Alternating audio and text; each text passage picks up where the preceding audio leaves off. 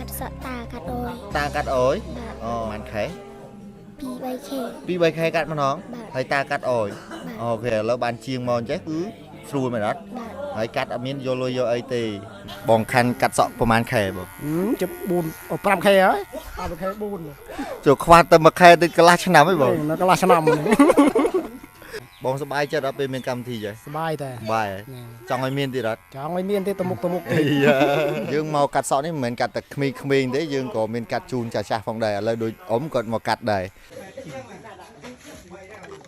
ជំរាបសួរពុកម៉ែបងប្អូនទាំងអស់គ្នាឥឡូវខ្ញុំបានមកដល់ទីតាំងកាត់សក់របស់យើងហើយគឺស្ថិតនៅក្នុងភូមិព្រៃស្មាច់ខាងក្រោយខ្នងរបស់ខ្ញុំបាទនេះគឺជាកន្លែងដែលយើងកាត់សក់ហើយអតិថិជនរបស់យើងគឺបានមកជាបន្តបន្ទាប់ហើយមានឈ្មោះអីដែរលឹម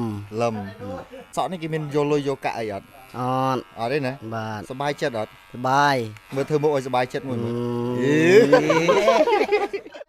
ឥឡូវនេះគឺថាមានសិស្សានុសិស្សមកបាន5 6នាក់ដែរហើយយើងលើកទឹកចិត្តបើពេលដែលគាត់ពាក់ខោអាវសមកបែបនេះ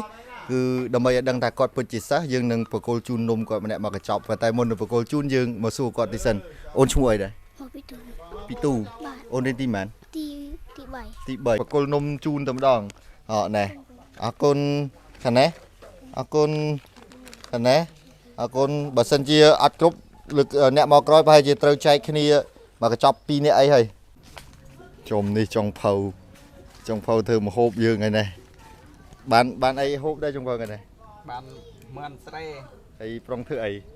អត់ថាទៅវាយឆាក្តៅវិញយ៉ាឆាក្តៅចងាញ់មាត់ហើយអ្នកទាំងអស់គ្នាហើយនេះបងប្អូនទាំងអស់គ្នាម្ចាស់ផ្ទះ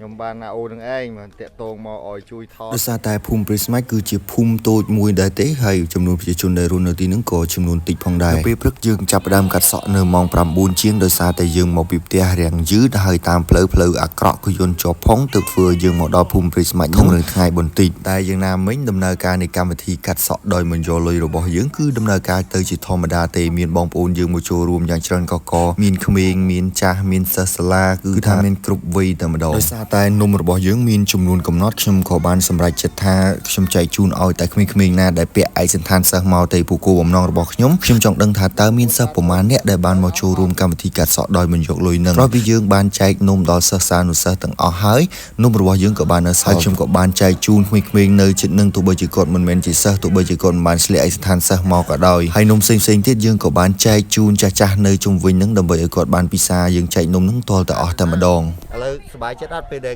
មានគេមកកាត់សក់អត់យកលុយអញ្ចឹងសប្បាយណាចង់ឲ្យមានទៀតអត់ចង់អូខេតែឥឡូវយើងលើកដៃសំពះទាំងអស់គ្នាមួយសំពះទៅក្នុងទៅអរគុណទៅដល់សប្បុរសជនទាំងអស់គ្នាណាបាទដែលបានផ្ដល់ជាថវិកាមកបានឲ្យជួលជាងមកហើយកាត់សក់ឲ្យបងប្អូនដោយមិនយកលុយមិនអញ្ចឹងណាបាទអញ្ចឹងអរគុណធំអញ្ចឹងជូនពរឲ្យសប្បុរសជនទាំងអស់គ្នារកស៊ីទទួលទានមានបានតិចជុំគ្រប់ក្រុមគ្រួសារសាធុទាំងអស់គ្នាមើលបាយមីនីមកបាយទៅគេមីនីរូបអេអើមកបាយមកតាមគីមកបាយដល់គ្នាអូមីនីកាត់សក់ទៅចំភៅនេះគឺជាបញ្ជីឈ្មោះរបស់សប្បុរសជនដែលបានចូលរួមកម្មវិធីកាត់សក់ដោយមិនយកលុយនៅឯភូមិព្រៃស្មាច់ឡើយគឺខ្ញុំបានរៃអង្គាសពីមិត្តភ័ក្តិរបស់ខ្ញុំនឹងបានចំនួន 10,000 រៀលប៉ុន្តែខ្ញុំគិតថាប្រហែលជាវាមិនគ្រប់ទេយើងត្រូវការចំណាយទៅលើការចាក់ប្រេងក៏ដូចជាការហូបចុកនិងទិញសម្ភារៈមួយចំនួនទៀតដូច្នេះហើយទើបខ្ញុំសម្រេចចិត្តថាផលិតវីដេអូមួយទម្លាក់ QR code នៅក្នុង comment បន្ទាប់មកមានបងប្អូនចូលរួមច្រើនមែនទែនមិនថាតិចមិនថាច្រើនទេគឺពិតជាស្រស់គ្នាខ្លាំងណាស់ឥឡូវនេះការងាររបស់យើងគឺបានសម្រេចហើយការពិតយើងចង់កាត់មួយថ្ងៃពេញតាមពីព្រឹករហូតដល់ល្ងាចប៉ុន្តែដោយសារតែនៅក្នុងភូមិព្រៃស្មាច់គឺមានចំនួនប្រជាជនតិចមួយទេអញ្ចឹងយើងកាត់តែមួយព្រឹកគឺហើយបាត់ទៅហើយបើព្រឹកនេះក៏ធំរឿងចត់បាយដែរ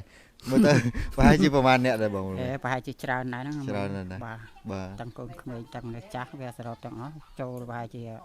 30នាក់ហ្នឹងមិញបាទប្រហែលល្បាក់ប៉ុណ្ណឹងហ្នឹងឯងល្បាក់ប៉ុណ្ណឹងមិញហើយអត់ចង់ហូបបាយទេប្រុងចង់ហូបទេចង់បុកតែចារួចមកបាទប៉ុន្តែចុងក្រោយនៅសល់គោយ2 3នាក់ដែរសល់គោយ3នាក់ចង់ទៅមិញអូខេឥឡូវដោយសារតែការងារយើងចប់ហើយអញ្ចឹងយើងក៏បកគោលជូនថវិកាជូនគាត់តែម្ដងដូចខ្ញុំជាមួយនឹងបងនិយាយគ្នារួចហើយការពីម្សិលមិញគឺយើងថាម៉ៅគាត់នឹងមួយថ្ងៃនឹងចំនួន 80,000 រៀលអញ្ចឹងយើងបកគោលជូនតែម្ដងបាទអរគុណបាទអរគុណឥឡូវមានអីជូនពរទៅខាងសប្បុរសជនដែលបានជួយឧបត្ថម្ភនឹងមកបានជួយ មកដល់ខាងខ្ញុំមកចេះយាយ អញ្ចឹងនិយាយណាហើយក៏ជូនពរចុះ បាទ ឲ្យសុខភាពល្អណា សុខភាពល្អ បើសិនជា តែកន្លែងណាជួបតែសេចក្តីចម្រើនអញ្ចឹងណា បាទបើសិនជាត្រូវការកាត់សក់ទៀត បាទ ជាងទំនេរណា បាទ បាទផ្លេចតំណាក់តំណងមក បាទ តំណងមកខ្ញុំទៅភ្លាម អូខេបាទអរគុណច្រើនបងប្អូនទាំងអស់គ្នាអរគុណជម្រាបលា លាអរគុណ